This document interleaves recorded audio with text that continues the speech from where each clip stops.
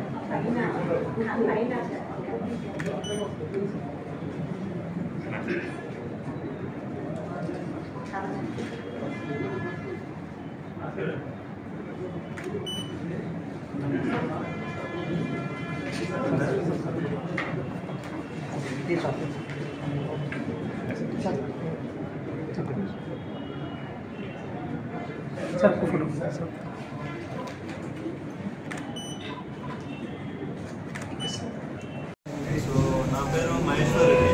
So నేను 2019 బ్యాచ్కి సంబంధించిన ఆఫీసర్ని. సో ఈరోజు శ్రీకాకుళం డిస్ట్రిక్ట్ ఎస్పీగా ఛార్జ్ తీసుకోవడం జరిగింది. సో ఇంతకుముందు వచ్చేసి నేను మనకి అల్లూరి సీతారామరాజు డిస్ట్రిక్ట్ చింతూరు సబ్ డివిజన్లో ఏఎస్పీగా చేశాను. దాని తర్వాత అక్కడే additional SP operations left wing extremism మనకి మావోయిస్ట్కి సంబంధించి ఆపరేషన్స్ ఏవైతే ఉంటాయో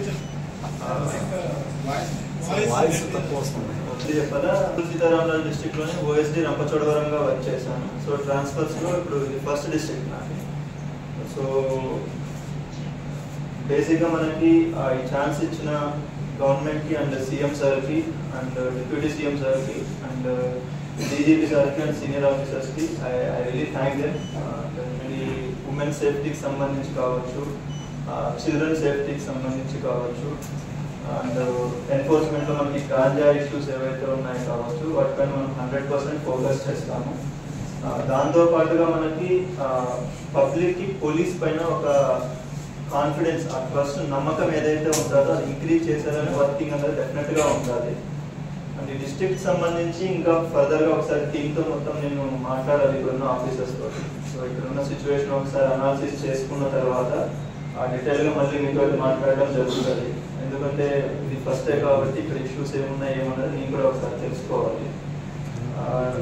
అండ్ పబ్లిక్కి, మీడియాకి అందరికీ రిక్వెస్ట్ ఏంటంటే, సో మీరు డెఫినెట్గా ఏ ఇష్యూ ఉన్నా కూడా అప్రోచ్ అవ్వచ్చు. డైరెక్ట్గా ఎస్పీ ఆఫీస్ నన్ను ఎవరినైనా అప్రోచ్ అవ్వచ్చు. ఎటువంటి ప్రాబ్లం ఏం అవసరం లేదు. మీరు మాకు ఇష్యూస్ కానీ ఏదైనా కానీ మీరు మాకు చెప్తే దానికి అడ్రస్ చేయడానికి 100% ట్రై చేస్తాం. తర్వాత ఆఫీసర్స్ అందరితో మాట్లాడిన తర్వాత అప్పుడు మీతో నేను మళ్ళీ పిలిచి డెఫినెట్గా మాట్లాడతాను. సో అప్పుడు మీరు మనకి చెప్తే నాకు కొంచెం అర్థమవుతుంది అండ్ మీకు కూడా నేను ఏదన్నా ఉన్నా కూడా నేను ఆన్సర్ ఇవ్వగలను. ఎందుకంటే ఇష్యూ ఏంటో తెలియకుండా మనకి డీటెయిల్గా ఇప్పుడే సొల్యూషన్ ఇచ్చేస్తే అది బాగోదు.